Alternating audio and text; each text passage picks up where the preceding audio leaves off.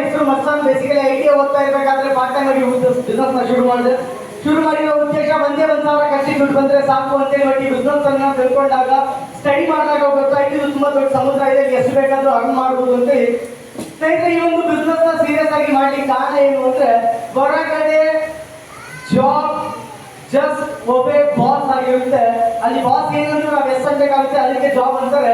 ಇಲ್ಲಿ ನಾವು ಇಂಡಿಪೆಂಡೆಂಟ್ ಆಗಿ ಕೆಲಸ ಮಾಡ್ಬೋದು. ನಮ್ಗೆ ಹೇಳೋರು ಕೇಳೋರು ಯಾವ ಇರಲ್ಲ, ಯಾವ ಟೈಮಲ್ಲಿ ಬೇಕಾದ್ರೂ ಕೆಲಸ ಮಾಡ್ಬೋದು, ಎಷ್ಟು ಇನ್ಕಮ್ ಬೇಕಾದ್ರೂ ಅರ್ನ್ ಮಾಡ್ಬೋದು ಅನ್ನೋ ಒಂದು ಕ್ಲಾರಿಟಿ ಸಿಕ್ತು. ಅವ್ರ ಬಿಸ್ನೆಸ್ ನ ಸೀರಿಯಸ್ ಆಗಿ ಶುರು ಮಾಡ್ತಾ ಬಂದ್ವಿ.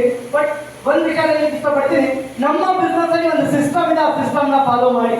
ಸಿಸ್ಟಮ್ ಎಷ್ಟು ಪವರ್ಫುಲ್ ಆಗಿದೆ ಅಂದ್ರೆ ಒಂದು ಸಿಂಪಲ್ ಎಕ್ಸಾಂಪಲ್, ಕೈಯಲ್ಲಿ ಗನ್ನಲ್ಲಿರೋಂಥ ಬುಲೆಟ್ ಇದೆ, ಆ ಬುಲೆಟ್ ತಗೊಂಡು ಮುಂದೆ ಇರೋದು ಎಸ್ತಿದ್ದೀವಿ, ಮುಂದೆ ಇರೋ ಸಾಯ್ತಾವ, ಯಾಕೆ ಸಾಯಲ್ಲ? ಬುಲೆಟ್ ಅಲ್ವಾ? ಅದೇ ಬುಲೆಟ್ ಗನ್ನಲ್ಲಿ ಹಾಕಿ ಟ್ರಿಗರ್ ಪ್ರೆಸ್ ಮಾಡಿದ್ರೆ ಯಾಕೆ? ಗನ್ ಒಳಗಡೆ ಯಾವುದೋ ಒಂದು ಪವರ್ಫುಲ್ ಆಗಿರೋಂಥ ಸಿಸ್ಟಮ್ ಇದೆ, ರೈಟ್? ಅದೇ ತರ ಫಾರ್ ಎಕ್ಸಾಂಪಲ್ ಕಪ್ಪಗಿರೋಂಥ ಎಮ್ಮೆ ಹಸಿರು ಕಲರ್ ಇರೋಂಥ ಹುಲ್ಲಿರುತ್ತೆ, ಹಾಲು ಮಾತ್ರ ಬೆಳೆಸ್ಕೊಳ್ತೇವೆ, ರೈಟ್? ಅದೇ ಹೇಗೆ?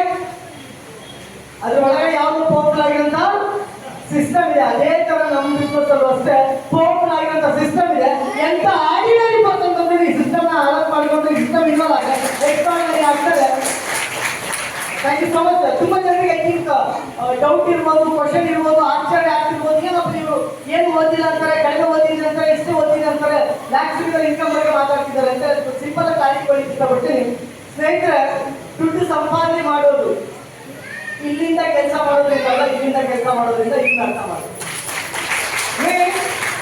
ಒಂದು ಎಕ್ಸಾಂಪಲ್, ಒಂದು ಗೋಡೆ ಕಟ್ಟಂತ ವ್ಯಕ್ತಿ ಏನಂತಾರೆ ವ್ಯಕ್ತಿಗೆ ಏನಂತಾರೆ?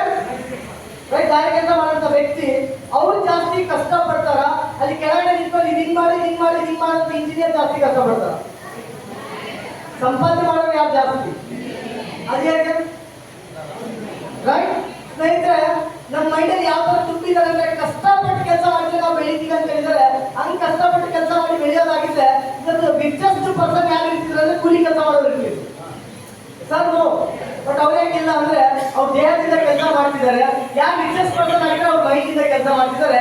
ನಮ್ಮ ಬಿಸ್ನೆಸ್ ದೇಹದಿಂದ ಕೆಲಸ ಮಾಡೋದಲ್ಲ, ಬಿಸ್ನೆಸ್ ಮೈಂಡಿಂದ ಬಿಸ್ನೆಸ್ ಮಾಡೋಂಥ ಒಂದು ಕೆಲಸ ಆಗಿದೆ. ಇವನ್ ಇಂಡಸ್ಟ್ರಿಗೆ ಫಸ್ಟ್ ಮಂತಿಂದ 160 ರೂಪಾಯಿ ಇನ್ಕಮ್ ಬಂತು. ನೀವು ಕಂಟಿನ್ಯೂಸ್ಲಿ ಕೆಲಸ ಮಾಡ್ತಾ ಮಾಡ್ತಾ ಒಂದು 2 ವೀಲರ್ ಆಯಿತು. 2 ವೀಲರ್ ಬ್ಯಾಟ್ರ್ ಅಲ್ಲ, ಬಟ್ ನನಗೆ ತುಂಬ ದೊಡ್ಡ ಬ್ಯಾಟ್ರ್. ಈಗ 350 ರೂಪಾಯಿ ಕೊಟ್ಟು ಒಂದು ಸೆಕೆಂಡ್ ಸೈಕಲ್ ತಗೊಳಕ್ ಆಗಿರೋಂಥ ಆರ್ಡಿನರಿ ಪರಿಸ್ಥಿತಿ ಇತ್ತು. ಅಲ್ಲಿಂದ ರೆನಾಲ್ಟ್ ಡಸ್ಟರ್ ಕಾರ್ನ ತಗೊಂಡೆ. ಸ್ನೇಹಿತರೆ, ಇದ್ರ ಬಗ್ಗೆ ಒಂದೇ ಮಾತಾಡಕ್ಕೆ ಇಷ್ಟಪಡ್ತೀನಿ. ಎಷ್ಟು ಜನಕ್ಕೆ 4 ವೀಲರ್ ಡ್ರೈವಿಂಗ್ ಕಲಿಬೇಕು ಅನ್ಕೊಂಡಿದ್ದೀರಾ?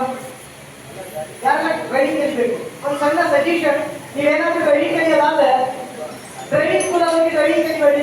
ನಿಮ್ಮ ರಿಲೇಷನ್ ಫ್ರೆಂಡ್ಸ್ ಹಳೇ ಕಾರಲ್ಲಿ ಡ್ರೈವಿಂಗ್ ಕಲಿಬೇಡಿ. ಡ್ರೈವಿಂಗ್ ಕಲಿಲೇಬೇಕು ಅನ್ಕೊಂಡ್ರೆ ಬೆಸ್ಟ್ ಇಂದ 1 ವರ್ಷ ಸೀರಿಯಸ್ ಆಗಿ ಕೆಲಸ ಮಾಡಿ ಶೋರೂಮ್ ಡೆಲಿವರಿ ಕಾರಲ್ಲಿ ಡ್ರೈವಿಂಗ್ ಕಲಿಬೋದು. ಆ ಕೆಪಾಸಿಟಿ ಇದೆ.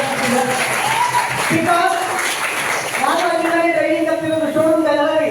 ಅದರ 13 ಲಕ್ಷದ ರೆನಾಲ್ಟ್ ಡಸ್ಟರ್ ಕಾರ್ನ ಡ್ರೈವಿಂಗ್ ಕಲಿಲಿಕ್ಕೋಸ್ಕರ ತಗೊಂಡಿದ್ದು. ಯಾವ ಲೆವೆಲ್ ಕಲಿತೆ ಅಂದ್ರೆ 4 ಟೈರ್ ನೆಲದಲ್ಲಿರೋದು ಆಕಾಶ ತೋರಿಸ್ತು. ಕಾರ್ಪೊರೇಟ್ ನನಗೇನು ಆಗಿಲ್ಲ, ಅಲ್ಲಿಂದ ಕಂಟಿನ್ಯೂಸ್ ಬೇಕು ಮಾತ್ರ ಮಹೇಂದ್ರ ದೊಡ್ಡ ದೊಡ್ಡ ಕಾರ್ ಅದ್ರ ಜೊತೆ London, Portland, Abu Dhabi, Dubai, Thailand, Malaysia ಇಸ್ಬಿಟ್ಟು ಮುಗಿಸ್ಕೊಂಡು ಬಂದು ಲೈಫ್ ಅಲ್ಲಿ ಗ್ರೋ ಆಗಬೇಕು, ಸಕ್ಸಸ್ ಆಗಬೇಕು, ಬೆಳಿಬೇಕು ಅಂದ್ರೆ ಗೆಲ್ಲಿಸ್ಲಿಕ್ಕೋಸ್ಕರ ನಮ್ಮ ಲೀಡರ್ಶಿಪ್ ನಾವೆಲ್ಲ ಹೇಳಿದ್ದೀವಿ. Thank you so much. Welcome to